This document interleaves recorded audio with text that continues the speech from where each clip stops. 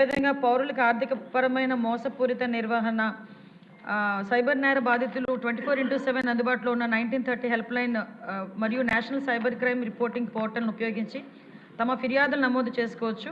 దీని ఫలితంగా ఫిర్యాదులను చేయటం మరియు బ్యాంకుల్లో మోసపూరిత మొత్తాలను వెంటనే నిలిపివేయడం జరుగుతుంది అధ్యక్ష. అదేవిధంగా పోలీస్ సిబ్బంది ఐఐటి చెన్నై మరియు ఐఐటి కొట్టాయంలో సైబర్ కమాండో శిక్షణ పొందడం జరిగింది. కెపాసిటీ బిల్డింగ్ కూడా చేసుకుంటున్నాం డిపార్ట్మెంట్ తరపున. పోలీస్ దళాల ఆధునికీకరణ నిధుల క్రింద 2 కోట్ల విలువైన అధునాతన సైబర్ ఫోరెన్సిక్ సాధనాలను కూడా సేకరించడం జరిగింది. ప్రత్యేకంగా ప్రజల అవగాహన గురించి ప్రత్యేకమైన దృష్టి పెట్టి ప్రజా అవగాహన కార్యక్రమాలు కూడా ఏర్పాటు చేయడం జరుగుతుంది అధ్యక్ష. మేడం ప్రశాంత్ రెడ్డి గారు. ధన్యవాదాలు అధ్యక్ష. అధ్యక్ష, ఈరోజు సైబర్ క్రైమ్ అనేది ఒక వ్యక్తి సమస్య కాదు అధ్యక్ష, సమాజ భద్రతకు అతిపెద్ద సవాల్ అయింది అధ్యక్ష.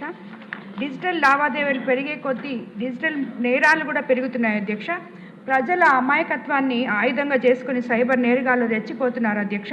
ముఖ్యంగా గ్రామీణ ప్రాంతాల్లో part time jobs, trading, matrimony పేరుతో నిలువు దోపిడీ చేస్తున్నారు అధ్యక్ష. ఓటీపీ, కేవైసీ పేరుతో మోసాలు, social media account hacking, fake job, lottery investment స్కామ్లు, డిజిటల్ అరెస్ట్ పేరుతో బెదిరింపులు, ఇవన్నీ ఇప్పుడు సాధారణ వార్తలుగా మారిపోయాయి అధ్యక్ష. కానీ బాధిత కుటుంబాలకు ఇవి జీవితాంతం మర్చిపోలేని గాయాలుగా మిగిలిపోతున్నాయి అధ్యక్ష. రోజు వందల మంది ఓటీపీ మోసాలు, ఫేక్ లింకులు, డిజిటల్ అరెస్ట్ స్కామ్లకు బలవుతున్నారు అధ్యక్ష. కష్టపడి సంపాదించిన డబ్బు నిమిషాల్లో మాయమైపోతుంది అధ్యక్ష. నెల్లూరు జిల్లా కోవూరులో నియోజకవర్గంలో మా నియోజకవర్గంలో గ్రామానికి చెందిన స్వయం సహాయక సంఘ మహిళకు పార్ట్ టైం జాబ్ పేరుతో ఒక మెసేజ్ వచ్చింది అధ్యక్ష. రోజుకు 2000 వస్తుందని చెప్పి చిన్న చిన్న టాస్కులు చేయించారు. అలాగే తర్వాత కేవైసీ అప్డేట్ చేయాలని చెప్పి ఒక లింక్ పంపించారు అధ్యక్ష.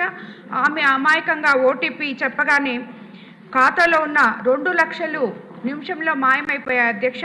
ఇది కేవలం ఒక మహిళ నష్టమే కాదు అధ్యక్ష, ఒక పేద కుటుంబానికి సంవత్సరాల తరబడి పొదుపు చేసుకున్న ఇది అయిపోయింది అధ్యక్ష. అలాగే మనకి ప్రభుత్వం చర్యలు తీసుకోవాలని చెప్పి మీ ద్వారా నేను మంత్రి గారిని కోరుకుంటున్నాను అధ్యక్ష. 24/7 కాల్ సెంటర్ ఏర్పాటు చేసి ప్రతి జిల్లాలో సైబర్ క్రైమ్ సెల్ని బలోపేతం చేయాలి. ఫిర్యాదు చేసిన వెంటనే ఫాస్ట్ ట్రాక్ యాక్షన్ సిస్టమ్ ఉండాలి అధ్యక్ష. అలాగే బ్యాంకులు, టెలికాం కంపెనీలతో స్ట్రాంగ్ కోఆర్డినేషన్ ఉండాలి అధ్యక్ష. సైబర్ నేరాలపై శిక్షలు కఠినంగా అమలు చేయాలి అధ్యక్ష. ప్రజలకు విస్తృత అవగాహన కార్యక్రమాలు కల్పించాలి అధ్యక్ష. ప్రతి ఇంట్లో స్మార్ట్ ఫోన్లు వినియోగిస్తున్న నేపథ్యంలో సైబర్ నేరాలపై పాఠశాలలు, కళాశాలల్లో స్థాయి నుంచే విద్యార్థులకి అవగాహన కల్పిస్తే విద్యార్థుల ద్వారా తల్లిదండ్రులు దాన్ని ఉపయోగించుకునే ఇది ఉంది అధ్యక్ష.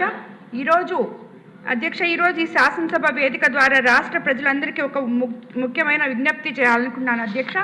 సైబర్ క్రైమ్ ఎప్పుడు నగరాలకే పరిమితం కాదు, గ్రామాలకి పట్టణాలకు ఉన్న తేడా లేకుండా ప్రతి కుటుంబాన్ని ప్రభావితం చేస్తున్న ఈ నిమిషంలో ప్రతి ఒక్కరు కూడా నేరం జరగగానే వెంటనే వాళ్ళకి పోలీస్కి కంప్లైంట్ చేయాలని, అలాగే ప్రతి దగ్గర కూడా ఈ అవగాహన సదస్సులు ప్రజల లోపలికి తీసుకెళ్లాలని మీ ద్వారా మంత్రి గారిని కోరుకుంటున్నాను అధ్యక్ష. ధన్యవాదాలు అధ్యక్ష. గారు, ఇష్యూ చాలా సీరియస్ ఇష్యూ అమ్మా. చాలామంది మోసపోతున్నారు. దీన్ని ఎలా కంట్రోల్ చేయాలో ఏంటని మీ అఫీషియల్స్తో కూర్చొని మాట్లాడి దీన్ని అరికట్టకపోతే చాలామంది లాస్ అవుతున్నారు. అధ్యక్ష, తమరు కరెక్ట్గా చెప్పారు అధ్యక్ష. ఎందుకంటే ఉగ్రవాదులు కానీ తీవ్రవాదులు కానీ కంటికి కనిపిస్తారు, కానీ సైబర్ నేరగాలు కంటికి కనిపించిన శత్రువుల ఈరోజు చాప కింద నీరులాగా మ్యాక్సిమం అంతా పాకే పరిస్థితి కూడా వచ్చింది అధ్యక్ష. ఇందులో అధ్యక్ష మనం భయపడాల్సింది, కొంచెం బాధపడాల్సింది ఏంటంటే ఈ సైబర్ నేరాల్లోని విక్టిమ్స్ అందరూ కూడా బాగా చదువుకున్న వాళ్ళు, వెల్ ఎడ్యుకేటెడ్, ఐఏఎస్లు, ఐపీఎస్లు, రిటైర్డ్ ఆఫీసర్స్, ఇలాంటి వాళ్ళందరూ కూడా ఇందులో విక్టిమ్స్గా ఉండటం అన్నది కూడా నిజంగా చాలా బాధాకరమైన పరిస్థితి అధ్యక్ష. ఎందుకంటే సైబర్ నేరాలకు మేము లిస్టు చూసుకొని ఒకసారి క్రానలాజికల్గా అంతా మేము చెక్ చేసుకుంటే అందులో మోస్ట్ ఆఫ్ బాగా వెల్ ఎడ్యుకేటెడ్ ఇందులో ఉంటున్నారు. నెక్స్ట్ ఆఫ్ ఇందాక మేడం గారు చెప్పినట్టుగా విలేజెస్లో కూడా అధ్యక్ష చాలామంది ఏంటంటే 10th క్లాస్ చదువుకొని, ఇంటర్మీడియట్ చదువుకొని ఉద్యోగ అవకాశాలు లేక ఉండేటప్పుడు వాళ్ళకి ఒక రకమైన ఎర వేస్తారు అధ్యక్ష. మీకు 10th క్లాస్కే పలానా విదేశాల్లో ఉద్యోగాలు ఇస్తామని, ఇలాంటి ఉద్యోగాలు ఇస్తామని చెప్పి కొంతమందిని మయన్మార్, థాయిలాండ్ అలాంటి చోట్లకి తీసుకెళ్తున్నామని తీసుకెళ్ళి ఈ థాయిలాండ్కి, మయన్మార్కి